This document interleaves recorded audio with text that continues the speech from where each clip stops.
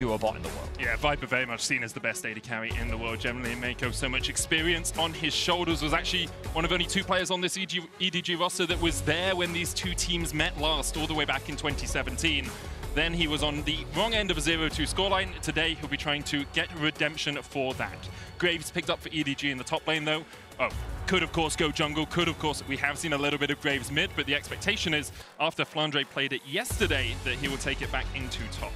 Yeah, I think that's one of the great things about Graves right now in the meta is that you can flex it between top and jungle if you so choose. But yeah, primarily I think that it is a little bit stronger up towards the top side of the map, especially as a blind pick, because it seems that many teams haven't found a reliable answer into the Graves top, especially running that fleet footwork. You have so much sustain, you have so much wave clear, you have the dash and the ultimates to add that extra safety. Like, he's a difficult champion to gank, he does well into many matchups, and he does seem to be like one of those safe blind pick tops that many teams are aiming for right now. I think part of his power is the flexibility within the build itself, right? You can pick it blind and then you can go bruiser, you can go heavier into damage, you can build more sustain. Yesterday we saw Bloodthirster as an early item on him as well, just for that extra sustain through some of these fights. Sylas picked up as an answer to the Twisted Fate, no surprises there, matching the roam ability with that hijack. And we're going to have a full top side of the map locked in for T1. Jayce up towards the top itself for Canna, and Oner will be taking Zhao. I wouldn't be surprised to see EDG match that right now, given that we assume for now that the Graves is going into the top lane, the Sylas into the mid. They could just grab themselves something like a Jarvan if they wanted to. We heard on the analyst desk, we heard Lyric talking about how Jiejie is more of that role player. And right now, I think one of the things that EDG needs is a little bit more engaged. So I think that you have a pretty good dive comp already with just Sylas and Jarvan in tandem with each other. You have a pretty solid mid-jungle, but of course, the devastating and terrifying Twisted Fate gold card into a Zhao on your face is going to be a very terrifying prospect as well. So pretty strong mid-jungles from either side. Mid lane likely to be a big factor as we move further into this game. But now the bot lane is going to be the focus as we move into the second half of the draft. I wonder if we'll see EDG get rid of the Ezreal here alongside that Thresh, just remove any dashes from Gumayusi on this AD carry. It's not his most played, only a 40% win rate on it over summer, but still something he's very comfortable on. Although I think Teddy, out of the 2 AD carries for T1, would be more associated with Ezreal itself. Misfortune taken away by T1, a pick that was ubiquitous with draft yesterday. Saw it basically in every single game. Very strong after her ult buffs a couple of patches ago. Well, Aphelios is the other one that really stands out to me, because especially when you think back to the finals for EDG, it was Viper's Aphelios in those team fights that was absolutely demolishing FPX, and I feel like that is going to be the primed, or the go-to pick, the one that everyone wants to get their hands on.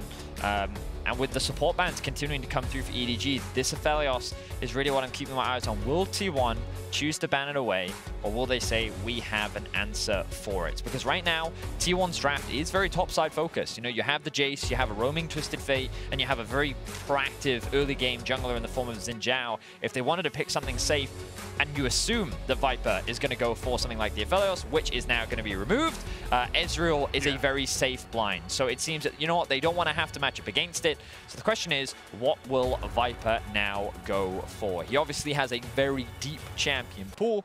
He's played a wide plethora of different champions. So the question is, what will he choose to go for in a composition like this? Looks like they might be saving it for last pick. Just want to see what the enemy AD carry locks in. There's the Leona, continues that wombo combo composition with the Sylas, the Jarvan diving in. Leona, of course, with the Solar Flare. Teams so well with the Cataclysm. Bit of a volcano of doom there for EDG. T1 now have to look down towards that bottom lane. AD carry, or bot laner, I guess, and support left to pick here. With Braum and Thresh removed, we are falling down that pool in terms of supports, and usually you'd look to something like a Nami, but into this dive composition from EDG, it's going to be very difficult to play a squishy support. Gumayusi here going towards that Ziggs. So I also wonder if this is a takeaway from Viper as well, just because we know the LPL bot lanes are very effective at these kill lane Ziggs Leona bots, but also offers a little bit more AP damage, gives T1 a little bit more wave clear and a little bit more siege, and while they will lack that consistent DPS that an AD carry can provide, Ooh, they're going to answer with a Shen support, a very aggressive support. Usually Shen has huge power spikes between the levels 1 and 3, where you want to try and play in the face of your opposition, look for early kills. So perhaps we're going to see a little bit more aggression from this T1 2 versus 2, as it seems like EDG is going to round out their bot side with a Jhin Leona. I do love the fact that LCK is coming in with a very obvious different support strategy to everyone else. The Yuumi first pick for Damwon yesterday, now it's getting banned away. Here we see Keria going for that Shen for extra protection. He hasn't played it at all in summer, so it's something he's been keeping in his back pocket. Of course, Shen support is something we've seen in the past. It's not entirely novel, but it's great to see these new picks coming out here on day 2 of Worlds. Looking across these compositions, EDG have a lot of strength if they can get their jungle mid ahead. The ability to chase down T1 is very strong, but I wonder if that Ziggs and Shen will put a spanner in the works. Well, I think one of the biggest things for T1's comp is how well they can play around side lanes, because you think about it, you have the Ziggs ultimate as a global, you have the Shen ultimate as a global, you have the Twisted Fate ultimate as a global, and I think the whole game plan for T1 is heavily invest in Canna, try to get Canna ahead as quickly as you can, and then look to try and play through the side lanes, utilizing Zig to try and match cross map so you can instant wave clear, and you can use the Shen and Twisted Fate to set up 3-man side lane ganks to really snowball and play through Canna. So this very much feels like Canna's game to really pop off from the perspective of T1, whereas EDG, they're looking to get those fights going. They have a lot of utility, they have a lot of engage. Around these neutrals is where they're going to look to fight. So this early game is going to be really important. Can Canna get ahead? Can T1 set Canna up for success? Or will EDG be able to stall things out and get the team fights that they're looking for? In the LCK, Canna was the key focus for T1 many times. His Jayce 8 and 2 with 700 damage a minute. Truly the epitome of LCK Jayce. The question is, can he, with all of the eggs in his basket, carry T1 to a victory through this early game? EDG, very happy to scale up. It's something they did so well through the LPL. The finals, I think against FPX, they were a little bit more aggressive in the early game, but historically they've been a team that waits towards that team fighting point. And when you have double AD carries, your team fight is very strong. Certainly is. EDG, they have a lot of damage at their disposal, and they definitely do have a decent early game. But I think that when you kind of look at how they scale, and I think one of the big things for Jhin in particular is I always think about him as he struggles into tanks because he only has 4 shots, right? And while those shots hit hard, when you're going up against a front line, it can be very difficult to get through. However, when you look at T1's comp, you're saying, oh, actually, this front line, not that terrifying. I think that when you get a 4th shot, that can do a lot of damage to this composition from T1. You only have to be really afraid of the Shroud from Shen. I always forget the name. The Twilight Shroud? Is it that one? The one that mitigates the auto attack? Twilight Shroud is a Kali. Spirit's Refuge is Shen. This is why it's QWENAR. Yeah, I mean, you use those. That's the thing. Anyway, the thing that blocks auto attacks from Shen is basically the only thing that Viper really needs to be afraid of. Anyway, jungle path thing is always funny to me because I was talking to Kedro about this, and he was like, yeah, so Oner almost exclusively does a full bot clear into top side gank. Okay. And he does it pretty much every single game. And it looks like he's going to do the same thing again. Now, of course, we talked a lot about the draft and how typically he does want to try and invest into Canna early. So it shouldn't be that surprising, but you can see that pings from EDG are coming down. They have information, and because Gumayusi and Keria also assisted with the pull, this will give Viper and Meiko the ability to get that early push. Meanwhile, Jiejie isn't going to have a leash, so he's going to solo clear. He's going to be a little bit behind Oner, but it looks like he's going to look to match, except doing mirror on the other side, going from top side to bottom. The T1 bot lane knew that this is what you buy into when you pick Ziggs Shen on the bottom side of the map. Yes, you can trade, and Shen does have some windows, and Ziggs does have some windows, but most of the time, you're going to be standing back. You're just going to be farming against this Jhin Leona, just letting them push into you. Oner was pinged out there on his Razor Beak. Ward spots him, so EDG have full awareness of where the T1 jungler resides. Let's have a quick look at Faker here, because this is what we see often in pro play, how people use their prio to get early information. Unfortunately for Faker, he wasn't quite able to drop that ward on the Raptors, so they don't have full information, but they can be pretty confident that Jiejie is pathing from top side to bot. The problem for T1 is largely that no one pulled for Jiejie, so they don't have concrete information as to where they are, where he is. They just likely have a rough idea of where they expect him to be. But EDG have done a really good job of utilizing that early vision. They dropped that early ward onto the Raptors, and then Flandre Flandre using his prior will drop it onto the blue buff, so they have full information as to where Oner is. And I think that it's in Jiejie's best interest by playing the Jarvan to actually avoid Oner, because Jarvan in the early game, while you can do a lot of in terms of gank setup and you do have early damage, an extended trade against a Jhin, you're going to lose. So he wants to make sure that he can guarantee himself a scuttle crab. You can see that he's done his full clear down towards the bot side of the map, and thanks to the bot prio that his team does have, he should be able to secure that scuttle as well. Yeah, as a jungler here, you are so happy for your bot lane. You're like, okay, you guys have pushed it in, just walk up through the river. If you want, Viper can back, he can go buy his first item, and because Meiko is there, Jiejie knows he's entirely safe, even with Scout backing away. So early on, both junglers tracked relatively well by their opposing man. As you said, T1 didn't have concrete evidence that Jiejie was where he was, but because of the ways the waves were pushed, that is to be expected. This is a good little position here from Oner, able to sneak past the vision that was supplied by that ward. It's a couple of wards down into the EDG base, and he wants to reset as well, because you don't want to be going into fights when you're at an item disadvantage. He hasn't gone back yet. He would be at a pickaxe disadvantage to Jiejie if a fight did happen. But this was pretty interesting, largely because many junglers, especially at the pro level, what they'll do is they'll use their ward early, and then they'll reset, trade it for the sweeper, and then they'll come back out onto the map. Sometimes they'll even just grab the sweeper even earlier so that they can clear out any potential early vision. But Oner held on to his trinket, and then in his first recall actually chose to use it where he expected Jiejie to actually come back out onto the map, and now he's gotten information as to where Jiejie is. So now T1 have information as to what Jiejie is up to. They have to be careful, and Faker is, look at how Faker is playing in the mid lane right now. He's kind of pathing towards the bot side of his jungle a little bit more, respecting that possibility, and so really good information. The person that's in danger right now is Canna, because look at the flank from Jiejie. He's managed to navigate his way around the vision. Canna doesn't know that he's here. Wave not in the best of spots for Canna either. He's going to step up and get a couple of auto attacks down. Flandre could dash forward with the quick draw. Jiejie, patience. Is like a doctor who's got a lot of patience in this top lane as he decides not to go for the fight. Flag and drags away. And I wonder why EDG decided not to pull the trigger there. I think the main reason was Canna never quite overstepped. You know, you always have that line where you know that, hey, if a player goes past this point, even if they flash, there's still a good chance we can get that kill. But Canna, great patience there, because he knows that his jungler's not on his side of the map. So he instead shows that respect. He says that Jiejie is somewhere around the top side. If I overstep, the risk of me getting ganked is very real. Faker's not level 6 yet, and while he does have TP, we probably don't win that 2 versus 2 anyway. So really good respect there from Canna. And so far in this early game, it's just a lot of information trading. Both teams playing around where their jungler is, what information they have, and in terms of the farm, everything looks very even. But now that level 6 has come through, Oner's going to miss the ward in that. But surprised he didn't actually check that. So Flandre is just going to use his ult, and now it's going to get spotted out. So yeah, just overall very safe. You can see a couple of attempts here and there.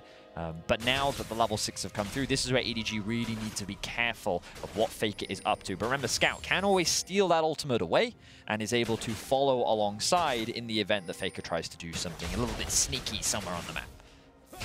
The last time these two mid laners met up in 2017, it was Faker who came out on top, but EDG had leads in both those games, Vedius. 10,000 gold ahead in the first one before Faker's Shockwave found them all, and 5,000 gold ahead in the second one before, once again, Faker was able to pull a clutch play out. Historically, it has gone in T1's favor, although EDG did deny the first ever MSI title from T1 back in 2015. Yeah, it's kind of crazy, like, we heard Shox talking about it, right? We're at a point in League of Legends where organizations and rivalries have literally spanned over years. And of course, this doesn't look like a huge number of games in terms to really create a rivalry, but because of the impact that some of those games have had, you know, the fact that it was EDG that denied T1 that MSI title, it was T1 that denied EDG getting out of groups, that because of the significance of those results, that is where these rivalries have started to grow from. And of course, many players are different, but those rivalries still stay the same all the less. For now, though, still very even between the two teams. You can see T1 with a slight gold advantage. I think by and large, that's coming from the Twisted Fate passive.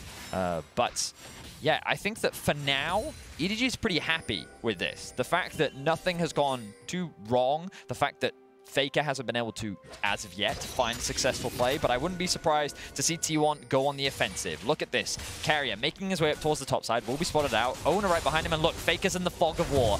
Jiejie is now a little bit worried.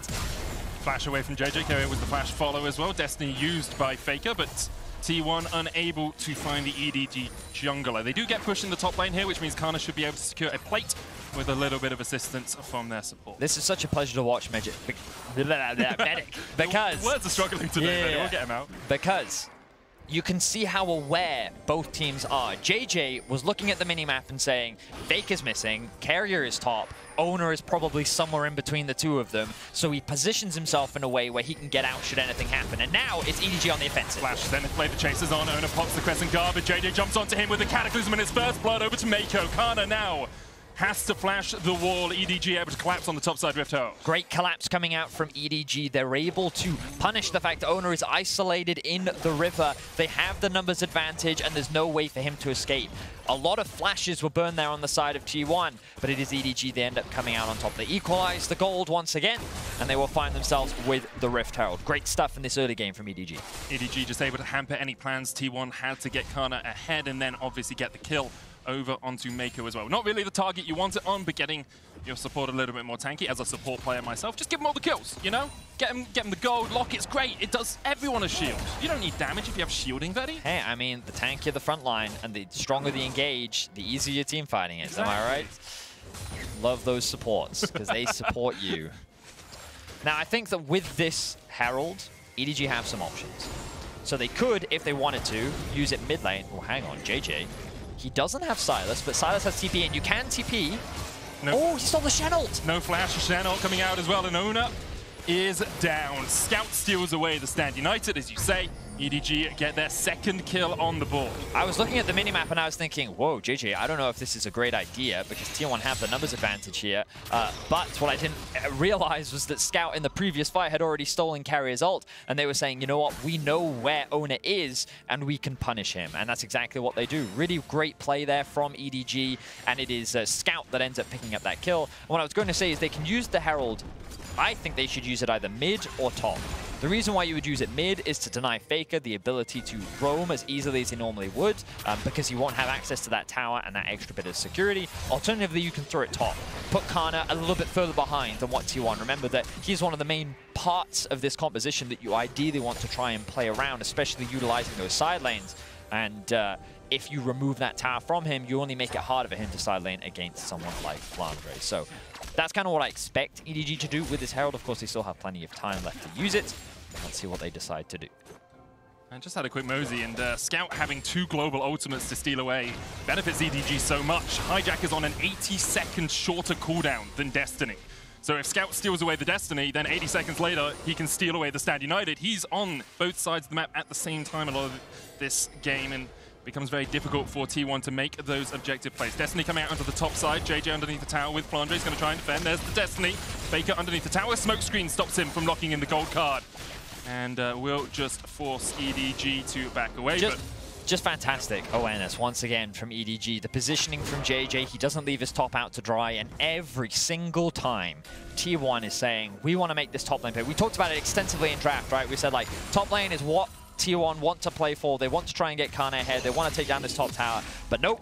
Meiko's on his way. Jiejie's already in position. The TP is up and ready to go for Scout. Like, EDG is just so aware of what T1's win condition is, what they want to do, and they are denying it. For the time being, as long as they just prevent T1 from doing what they're doing, that EDG is, as a byproduct, getting what they want. Because they will be able to play towards these neutral objectives. They can play towards these team fights. And they should be able to come out on top in the 5v5, which, as a team, they are often praised so much for. Yeah, team fighting is absolutely sublime. Jiejie still has that Rift Herald as well, Vedius. About a quarter of its cooldown left, 2 minutes before plates fall, but the Rift Herald will expire before that. So it looks like he is just going to put it down in the mid lane. Scout steals away the Destiny. Faker's still half of its way before it comes back off cooldown. So EDG can just get this charge in. Scout waiting in the wings to make sure the Rift Herald gets in, make sure he gets the gold, and because of that, EDG about 1,000 gold ahead. Meiko once again moving away from the bottom lane. Both of the AD carries, or the bot laners with the Ziggs and the Jhin, have been left a little bit on an island as their supports look to make plays on the rest of the map. Meiko spots that he's on a ward, so we'll just clear that out and work his way down through this river. We can see how topside focused this game has been because of the lack of Drake being killed yet, right? We're 12.5 minutes in and neither team has even looked at that Drake. And again, it's because EDG is saying, we don't care. We want to make sure that Flandre is totally fine. We want to make sure that Canna doesn't get ahead. And you know what? The Drakes can come a little bit later. We'll get them. We'll get to it. Look, the pings are coming down right now, in fact. But Meiko will be spotted out on a ward. And it's like such an interesting vision game. And it's just really impressive to me to see how both of these teams are leveraging their vision and how they're playing around it. But most impactfully, it's a matter of how they recognize each other's win conditions. Oh, Scout's actually going to use the TF ult to get back to base. That's needs to get back to Boris. He was shutting his shop in about 3 minutes' time. He was like, I have to get back quickly, can't just base. Reminds me of old Rek'Sai Ultimate with the farm alarm. I remember, yeah. I do remember that. Yep, that was, as Keria liked to put it, that was tempo. Well, no, I'm using it in the wrong context. But the point is, you get really big tempo advantage from it, right? Because you like, not only do you decrease the time of your back, but you also then get back out onto the map so much faster. And you can see the look, Scout's already back in mid lane, will have the push in mid, and now he's going to move into the fog of war, start creating some threat, but because he's going to get spotted out by some vision, not as scary. T1 got tempo murdered, I guess. Something Yeah, along those kind lines? of. Because The problem with the word tempo is it means so many different things to so many different people, and it's why we don't often use it on the broadcast. In League, it has a very specific meaning, right? Which is very much... basically, it's who gets to make the play first on the map, you know? And the easiest way to think of tempo is who... You have tempo if you're back out on the map first, because it's kind of like your turn is an easy way of thinking about it. But right now, EDG have control. So they have denied all vision in the river.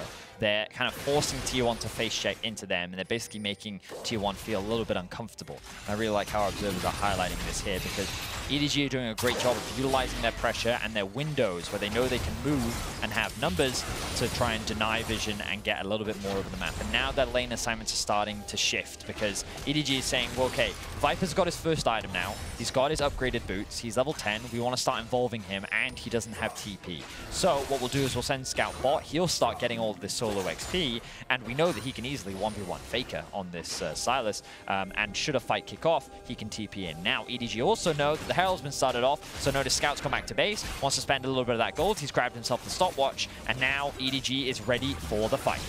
T1 lost the last fight around the Herald. EDG now setting up for it once again. Faker locks in the... Well, hasn't actually locked in the card yet, but we'll be looking for that gold. For the win in this game. If Herald down to 4,000, that's going to reset, you have to feel, as it begins to charge towards Oner. Reset comes out. The fight's going to start as Meiko dives in. Super Mega Inferno Bomb's going to do a lot of damage onto the backline. Jiejie still pushing forward. Scout dives onto the back, and that is a very dead Oner. Baker forced away with the curtain call. Flandre low, the Immortal Shield, but will proc. Canna has a lot of mana and can put down a lot of damage with these shock blasts. EDG about half HP on everyone apart from Scout. T1 continue to step forward, continue to look for the fight, but EDG holding them at arm's length right now. The poke damage from T1 is absurd. Keria now spotted on a ward as he steps forward. Scout has the flank. Meiko going in, and look at the damage going down onto Canna. He's dead. Faker has to get across the wall. Gumayusi flashes, and EDG once again win the fight. Another very clean team fight from EDG. Great patience, great flanks, and just great utilization of their ultimates as well. They're going to extend to a 2k gold lead. They're going to secure themselves another Herald, and EDG are looking strong in their first matchup against T1. EDG just finding such coordinated fights in the middle of that after they killed off Oner. It looked perhaps like T1 had a chance just to poke them, to prod, to get some extra damage down, but then Canna went a little bit too deep and EDG collapsed. As you say, 2,000 gold lead now for EDG. So again, just look at the patience here from EDG. They don't need to overcommit just yet, but the second they see Oner out of position, that's when they go in. The Shen ultimate that is stolen by Scout is then used to come in. And then look at this Leona ultimate here onto the backline. Zones 2, stuns 2, which means that even if they wanted to help Oner, they couldn't. Now, of course, EDG funneling into this choke point is a great position for Gumayusi and Canna with all of their poke, but then EDG patiently wait for the re-engage. They find themselves another pick, and T1 ends up struggling. And you can see that T1's ability to start a fight is actually very reliant on Oner. He goes in, he uses ultimate, he buys a little bit of time, maybe Faker can ult behind someone, but their actual engage tools are not great. They have great poke and they have great globals to try and attack side lanes. And it looks like they're trying to find another pick here on a side, but great vision once again from EDG will deny T1 this opportunity. And it's just a matter of control. EDG have controlled the vision and the game from start to finish, and they have been playing these team fights extremely well. Such an impressive game we've seen from the LPL champions. Most decorated team in the LPL versus the most decorated team in the LCK, and currently it is China coming out on top. Mid lane tower will fall. EDG have just negated, nullified any threat that T1 had in the early game, any threat of that Destiny Stand United combo. And because they've been able to do that, they're now getting in towards the portion of the game that they like, the team fight, the 5v5s. And with it, they have a strong lead as well. Importantly, as you said earlier, early Dragons were not a point for either of these two teams, so that first Drake was only taken about 5 minutes ago. Next one up will be a Mountain, and EDG currently setting up on the top side. Don't seem to be too concerned with pushing it down towards it as of yet. Right now, they're just trying to maintain control over the river. They're doing a great job of it. You can see how difficult it is for T1 to actually face check when there is no vision available to you, because you're face checking well into a Leona, which is never really that pleasant. They do, of course, have great poke, which T1 is able to land at times, but if EDG forces the engage before some effective poke can come through, it doesn't really result in a huge amount. So let's have a look, though. 3 members of T1 around the top side of the map. Faker has the ultimate as well, but EDG, once again, quick to respond. Scout has the TP, which means that he's happy to just chill in the bot lane. And Vedius, you talked about it, like, right now it doesn't look like he has either one of the ultimates, but he's kind of alternating, isn't he? He's just stealing the TF ultimate, stealing the Shen ultimate, and as long as he's got one or the other, he doesn't even need... I don't think we've actually seen him TP this game. I don't think so either. I don't think he's actually used the ability yet. Maybe to get back to a lane at some point. But even then, I don't think he did. I think he's had such all over the ball. I think he's had such great control over his wave that he's never really needed to use it. So impressive stuff from Scout. This will be T1's first turret, though. You could say it's impressive. You could say, well, why didn't you take Ignite if you're never going to use the TP, right? It's like my top laner's in solo queue. Might as well just win the lane. Well, he's got it in case. That's true. We'll see. And it means he can threaten the side lane while EDG play off towards the top side of the map, of course. A little bit of jostling, a little bit of joking. We know the TP on the Sylas works out, and he's looking to trade onto Faker here. The Everfrost's going to lock Scout underneath the tower, but here comes Meiko, waiting for the wave to push in, just trying to keep Faker from going forward. There's the Stand United as Keria's going to join this solar flare coming out. Cataclysm for the follow-up. Keria with a good double stun. Faker with the stopwatch. Stun cards coming out. And now T1 are looking to the fight on the bottom side. Jiejie down. Canna calls coming out. Scout diving under your tower, but he almost falls as well. They managed to kill off Canna, but Scout is in for a world of hurt as he comes out of this one. Meiko getting chased to the top side. Stolen away the Stand United. Faker's down. And now underneath the tower that no longer stands, EDG continue to advance. Gumayusi finally joining the fray. Good dash forward there from Flandre as he looks for the damage onto Oner. But both teams will disengage with a 2-for-1 lead for EDG. Wow, I think that was a big overcommitment from EDG. They really wanted to force that fight. But Faker did a great job of stalling things out with the Shen ultimate and the stopwatch. But EDG, they were able to collapse that bit sooner. Gumayusi could not join the fight.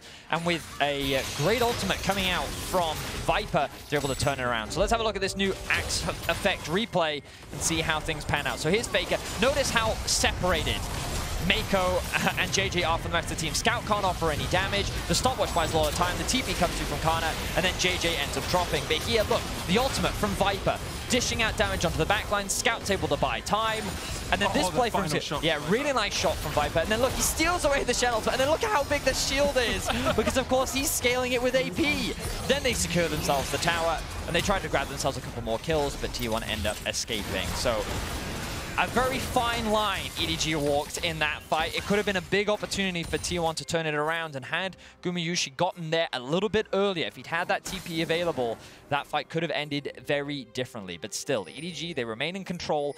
4K is the gold lead, 2 towers to their name and 2 dragons. You talked earlier about rivalries between some of the best teams. Not that many games played, of course, between T1 and EDG across their history, but there was a small semblance of last time they met in this game. Of course, EDG have a strong composition as the game goes on. T1 don't have the full-on engage tools that they had with the Rakan Orianna last time, but with the EDG in a 5,000 gold lead, I'm sure a lot of EDG fans at home will be thinking, I've been in this position before and we weren't able to close it out. Let's see if they can lock it in and secure their spot at the top of their group. I mean, I feel like I know the history, you know, of EDG, and the analyst did a great job of summarizing it too. EDG have had a lot of expectations on their shoulders. They've been considered favorites in the past, and then it was always in the group stage where they would often show weakness, and then they could never quite get past the quarterfinals, right? But This EDG feels different, man. It feels different. They feel like This is the biggest caster curse you could ever lay on a team. If they go 0-5 from here on out, we'll see them keep doing it. Oner's going to get chased down, though. All of EDG able to collapse, and perhaps they do feel a little bit different. They killed the T1 jungler, and then they look up towards the Baron. It's just this game, in my opinion, has just been a great demonstration of really high-level lead for EDG. They have such a clear understanding of T1's win conditions. They've played around vision extremely well. They've taken smart fights, and I think that the bot fight was probably the most aggressive that they have been so far this game and could have been that window, but now they've started off the Baron. Meiko caught out. Yeah, down to half HP. Scouts coming in with the TP. Here comes the curtain call. Baker looking for Meiko, but he's locked up with the solar flare. Baker still gets the stun card outside. United's going to keep him alive for the moment. Scout trying to get across the wall. T1 still trying to fight this one. They have stopped the Baron being taken, and that is the most important point. Canna, no TP, but he is still in the middle of this fight. Oner respawns, and he's going to rejoin the fray as quickly as he can. EDG will back away. And Faker and T1 did a great job there of stopping the Baron from happening. TP is coming in. T1 might look just to start this one off. Immediately, they know EDG alone. There's a window here, thanks to the fact that Scout has already used his TP, and many EDG members are low on HP. So T1 see this is an opportunity, given that Oner's now back on the map, to force a successful fight. Let's see if it works out.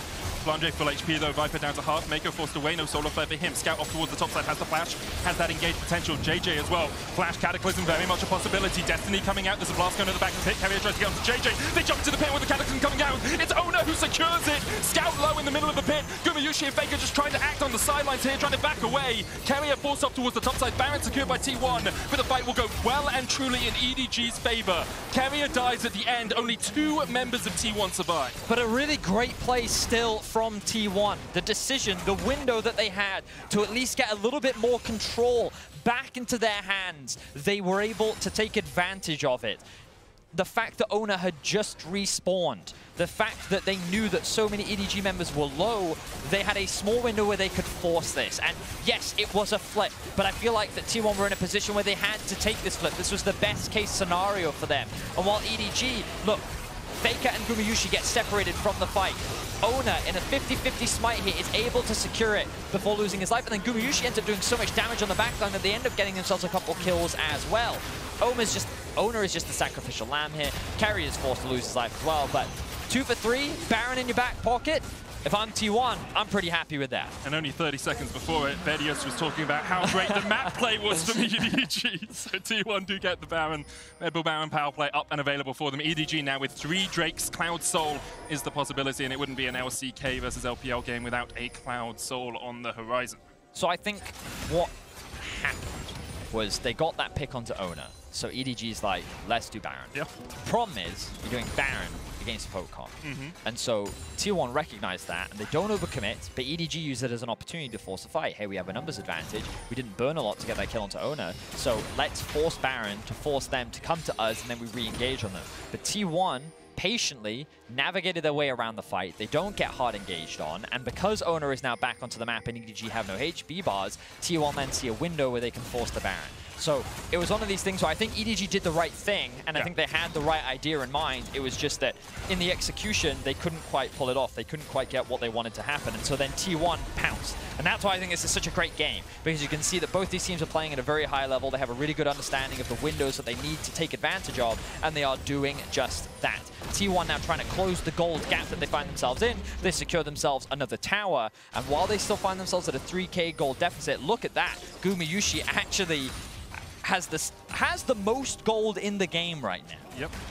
Which is interesting considering how much T1 decided to focus the top side in the early game. Gumayusi, of course, Ziggs very good at taking down towers. The satchel charge does a lot of damage. He's obviously picked up some plates throughout the game as well. But almost 300 farm at 27 minutes is going to stack you up in terms of total gold. The Baron about to expire, though. Only an extra 500 gold taken off it on top of the 1,500 you get for it. However, T1 will be very happy with the delay of game, because if EDG had taken that Baron, it felt like it was pretty much game over. It certainly felt that way.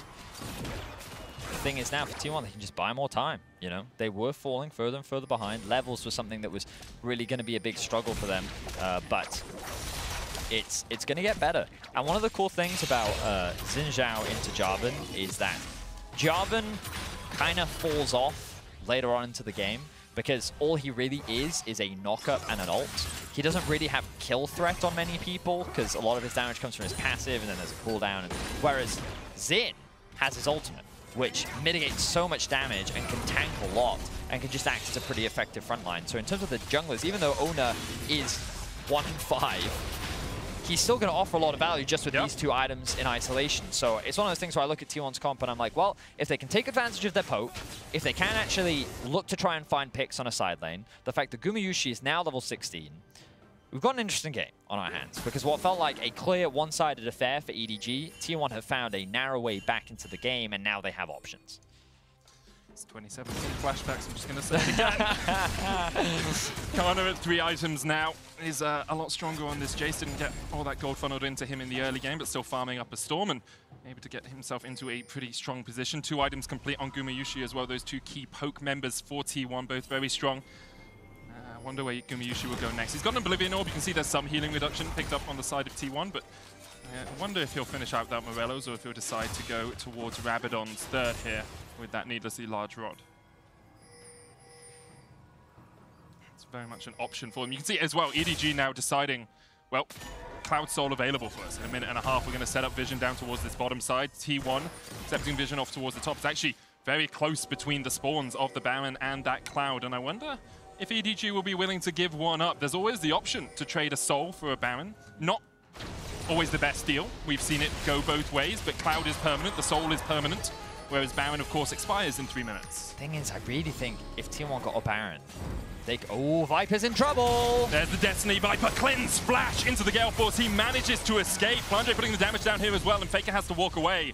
Viper was in trouble. Both sums burnt on the EDG AD carry. Such a narrow window once again, and T1 pounce. I feel like both teams are hyper-focused right now, because you could see Viper recognized, he was like, uh-oh, I have picked the wrong spot to base in before the T1 members even showed up, and he was quick to run to the wall because he recognized that's my best out. But then the flash comes through from T1. TP. There's quite a deep TP though. Scouts looking for it, looking for that flank. Flashes available on everyone but Keria. Scout still waiting in the wings, waiting in the darkness. Flandre pushing in the top side. T1 corral into the mid lane. Only Faker stands alone. Know? Does Faker know? He steps forward, he steps back.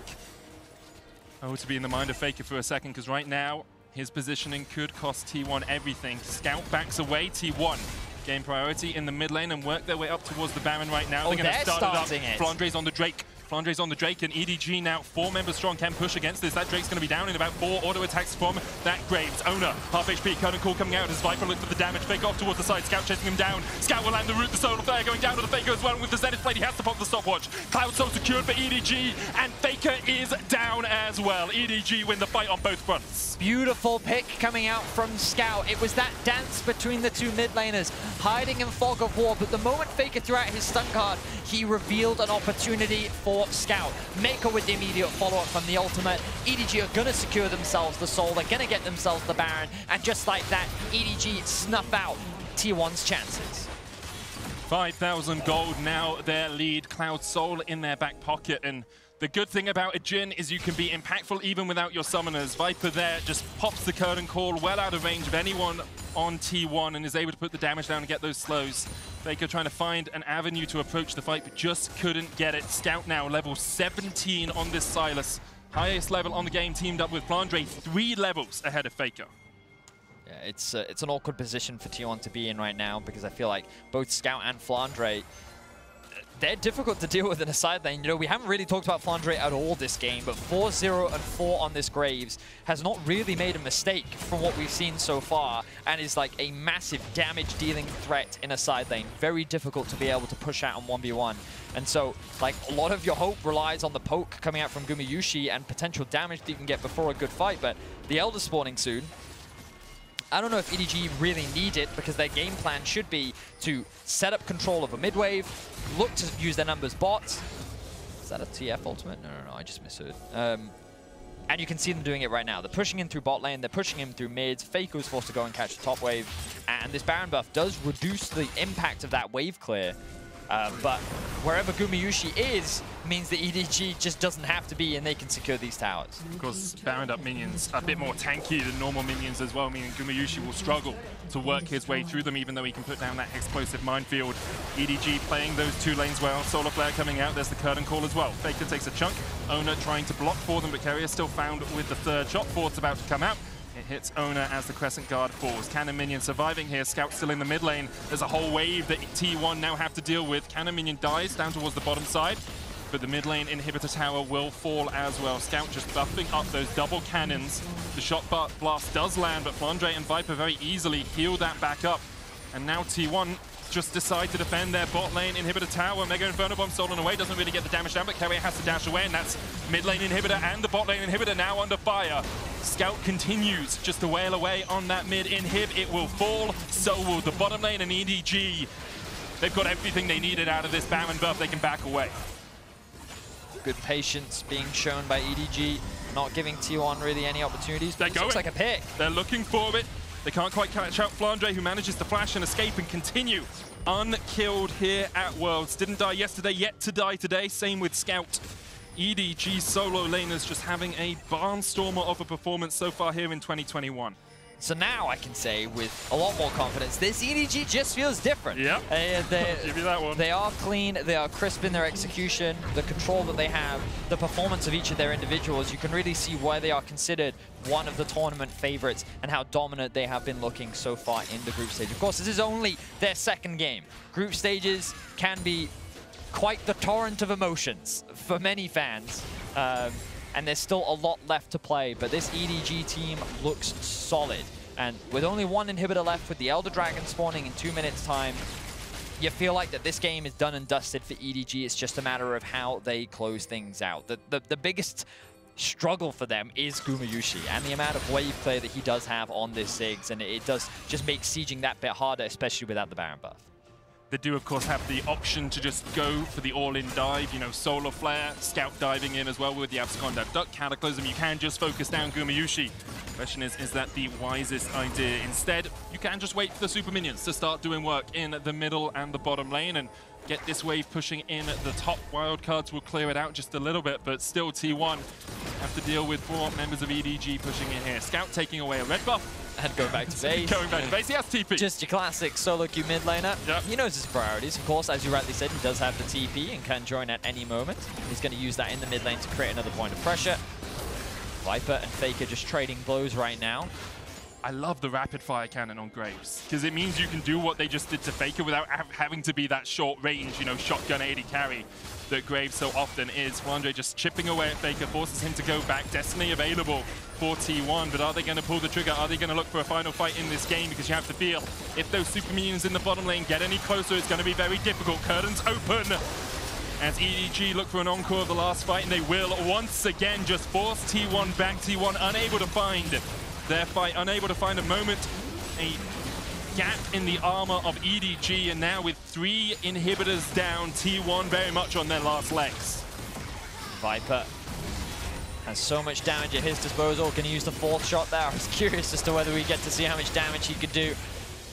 But EDG, they're going to respect it. They know that if they overcommit and they die, they lose Elder. And that is not something that they want. So they're going to be happy with their 3rd inhibitor. They're going to make their way back towards the Elder. Or are they going to set up a trap? Oner caught out, rooted immediately. Crescent Guard will come out. There's the stopwatch as well. Scout is on the longest of flanks here, and Oner is able to flash away. Keria forced out by Scout. The chains come down, and Scout's on a rampage. Cataclysm follows it up as EDG look to rout T1 in the doors of their base. Only Keria, Gumayusi, and Canna survive, and they're going to get forced away. Canna dives in, but just doesn't have the damage. The Jayce was not strong enough to carry T1 through that fight, and EDG are now knocking on the Nexus. Look at Scout. He's cutting off the escape route for Gumayusi. He's going to get himself another kill. EDG are going to wipe T1 off the map, and EDG are going to look to go 2-0 in the group. That one was personal for Scout as he takes down T1 4 years after their last defeat. EDG 2-0. An impressive game from EDG overall. I still liked a lot of what we saw from T1. Yeah. There was a lot of really good playmaking. We could see that their game plan was clear and they did everything that they could to try and execute upon it. It was just that every time they were shut down by EDG. And in the one window where they had to take advantage of that Baron, they took it. And the small windows where they could find picks, they really did take it. And while I do think that EDG showcased that they were the better team today, T1 clearly showcasing that you can't afford to underestimate them, and they're definitely a strong contender in this tournament. Definitely agree with you there, Vedius. It was a masterclass on proactive defense from EDG in the early game. Just nullified any chance that T1 had of making that top lane snowball, getting Canna out of control. And because of that, EDG's composition just came online, and they were able to win out all those teamfights around objectives. And that will end Korea's win streak for now. They are now 4-1. Overreactions, guys. LCK is overrated. Anyone that said they were good, just, you know,